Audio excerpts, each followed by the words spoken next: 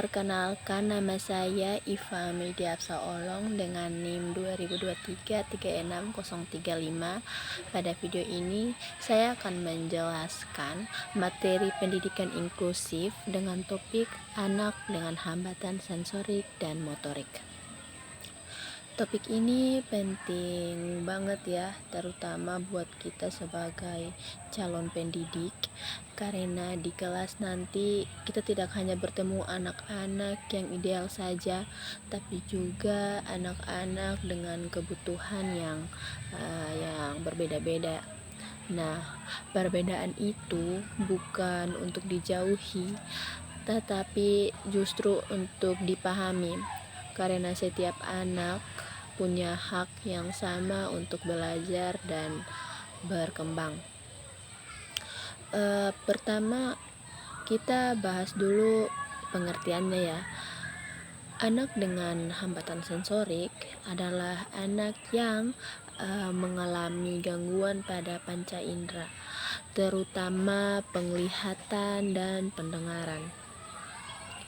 Contoh sederhananya, ada anak yang kesulitan melihat tulisan di papan tulis meskipun sudah duduk di depan, atau ada anak yang tidak merespon saat dipanggil namanya karena memang tidak bisa mendengar dengan jelas.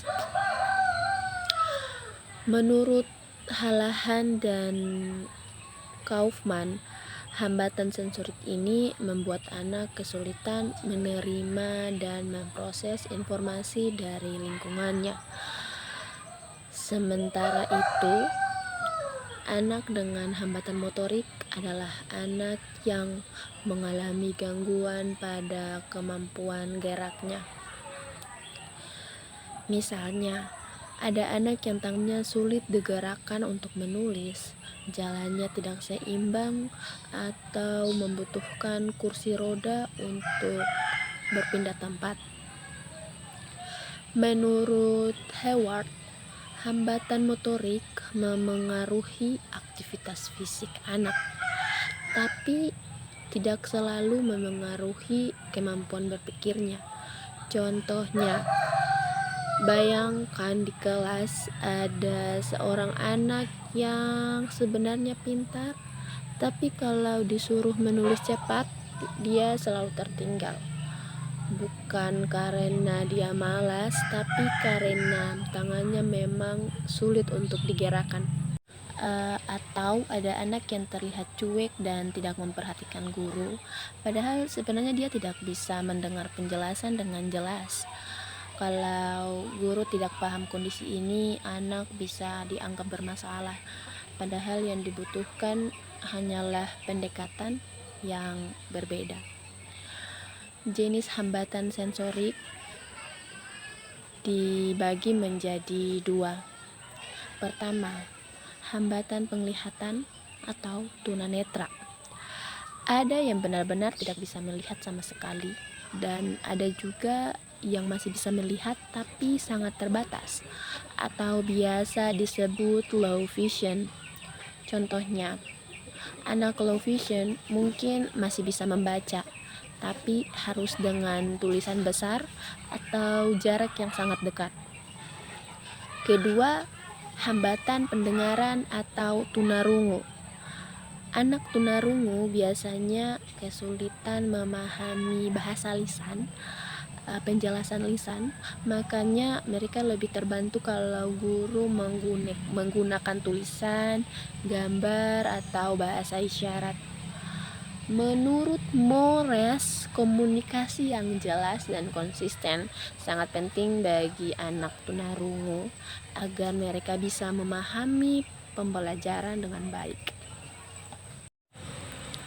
Sekarang kita masuk ke bagian yang paling penting, yaitu strategi pembelajaran inklusif. Bagian ini penting karena berkaitan langsung dengan praktik guru di kelas. Dari apa yang saya dapatkan di sekolah luar biasa atau SLB, guru di sana itu tidak bisa memaksakan anak untuk menerima informasi dengan cepat. mereka harus menyesuaikan materi dengan kemampuan anak-anak. Jadi kalau anak SLB belum bisa paham di hari ini, maka mereka harus mengulanginya di minggu depan sampai anak itu bisa paham. Yang pertama, strategi pembelajaran untuk anak dengan hambatan sensorik. Guru perlu menyadari bahwa anak dengan hambatan sensorik itu sebenarnya bisa memahami materi, hanya saja cara menerima informasinya itu berbeda. Contohnya, untuk anak dengan hambatan penglihatan, guru sebaiknya tidak hanya mengandalkan tulisan di papan. Materi bisa disampaikan secara lisan dengan penjelasan yang jelas. Guru bisa menggunakan media audio seperti rekaman suara atau video dengan narasi. Misalnya, saat menjelaskan pembelajaran IPA, guru bisa menjelaskan sambil menyebutkan bentuk, ukuran, dan fungsi benda secara verbal, bukan hanya menunjuk. Selanjutnya, untuk anak dengan hambatan pendengaran, guru bisa menggunakan tulisan, gambar, atau bahasa tubuh. Saat berbicara, usahakan guru itu menghadap ke siswa. Instruksi sebaiknya ditulis agar tidak hanya disampaikan secara lisan. Contoh sederhananya, kalau guru memberikan tugas, jangan hanya bilang secara lisan, tetapi tuliskan juga di papan tulis atau slide. Selanjutnya, strategi pembelajaran untuk anak dengan hambatan motorik. Guru perlu fleksibel dalam menilai dan memberi tugas. Jangan menyamakan kemampuan fisik semua anak. Beberapa strategi yang bisa dilakukan yaitu 1. Memberi waktu tambahan saat mengerjakan tugas atau ujian, mengurangi jumlah tulisan dan menggantinya dengan lisan, mengizinkan penggunaan alat bantu seperti laptop atau bantuan teman. Contohnya, jika anak kesulitan menulis panjang, guru bisa meminta anak menjawab secara lisan atau menggunakan pilihan ganda. Menurut UNESCO, pendidikan inklusif menekankan pada penghilangan hambatan belajar, bukan untuk menuntut anak menyesuaikan diri secara paksa. Artinya, sistem pembelajaranlah yang harus menyesuaikan kebutuhan anak. Selanjutnya, peran guru dalam pendidikan inklusif. Dalam pendidikan inklusif, peran guru sangat besar dan tidak bisa digantikan. Guru bukan hanya sebagai penyampai materi, tetapi juga sebagai fasilitator, pembimbing, dan pendamping bagi semua siswa. Pertama, guru berperan sebagai fasilitator. Artinya, guru harus menyediakan lingkungan belajar yang aman dan nyaman bagi semua anak. Contohnya, guru tidak boleh membiarkan anak dengan hambatan diejek atau dikucilkan oleh teman-temannya. Kedua, guru sebagai pembimbing. Guru perlu memahami karakteristik setiap anak dan memberikan bimbingan sesuai kebutuhannya. Misalnya, anak dengan hambatan motorik tidak dipaksa menulis cepat, tetapi dibimbing agar tetap bisa memahami materi. Yang ketiga, guru sebagai motivator. Anak dengan hambatan sensorik dan motorik sering merasa minder. Disinilah guru berperan untuk memberikan semangat dan kepercayaan diri. Pujian sederhana seperti "kamu sudah berusaha" atau "kamu bisa" itu bisa sangat berarti bagi mereka. Selain itu, guru juga perlu bekerja sama dengan orang tua dan tenaga ahli seperti guru pendamping khusus atau terapis. Di SLB, guru di sana punya grup WhatsApp dengan orang tua siswa dengan tujuan jika ada sesuatu yang terjadi di sekolah, guru bisa langsung menyampaikannya di WhatsApp tanpa harus pergi ke rumah. Selain guru, orang tua juga harus mengerjakan anak mereka di rumah. Apa yang guru sampaikan ke anak di sekolah, mereka juga harus mengirimnya kepada orang tua agar orang tua bisa mengajarkannya di rumah. Kerja sama ini sangat penting agar perkembangan anak bisa dipantau secara konsisten. Perbedaan bukan untuk dipermasalahkan ya, tapi untuk dipahami. Dengan sikap inklusif dan strategi yang tepat, kita sebagai calon pendidik bisa membantu semua anak berkembang sesuai dengan potensi mereka.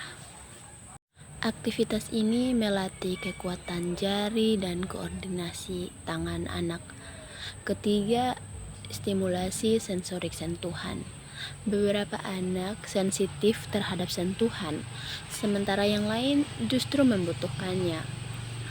Guru bisa mengajak anak mengenal berbagai tekstur seperti kain, kertas, atau pasir. Menggunakan alat belajar dengan permukaan yang berbeda. Keempat, stimulasi sensorik pendengaran dan penglihatan. Contohnya, 1.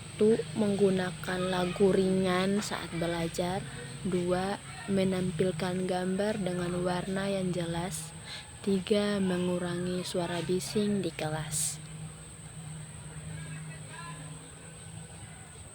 Kelima, stimulasi sensori motor, yaitu gabungan sensorik dan motorik.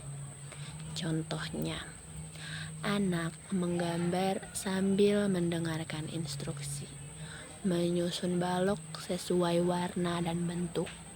Stimulasi ini membantu koordinasi tubuh dan konsentrasi anak. Setelah membahas tentang anak dengan hambatan sensorik dan motorik, saya pribadi menyadari bahwa menjadi guru inklusif itu bukan hal yang mudah, tapi sangat bermakna. Selama ini kita sering menilai anak hanya dari hasil akhir seperti nilai, kecepatan, menulis, atau kerapian. Padahal dari materi ini kita belajar bahwa setiap anak memiliki cara belajar dan tantangan yang berbeda. Anak dengan hambatan sensorik dan motorik bukan anak yang tidak mampu, tetapi anak yang membutuhkan cara belajar yang berbeda dan lingkungan yang lebih memahami. Sebagai calon peserta didik, sebagai calon pendidik, refleksi ini membuat saya sadar bahwa tugas guru bukan hanya mengajar materi, tetapi juga memahami kondisi anak, bersabar, dan tidak mudah menghakimi. Sikap kecil seperti memberi waktu tambahan, memberi pujian, atau sekadar memahami kondisi anak ternyata bisa berdampak besar bagi perkembangan dan kepercayaan diri mereka. Materi ini juga mengajarkan bahwa pendidikan inklusif bukan tentang menyamakan semua anak, tetapi tentang memberikan kesempatan yang adil sesuai dengan kebutuhan masing-masing. Semoga melalui video ini kita semua bisa lebih memahami pentingnya pendidikan inklusif, khususnya bagi anak dengan hambatan sensorik dan motorik. Terima kasih sudah menonton. Semoga video ini bermanfaat bagi kita semua. Terima kasih.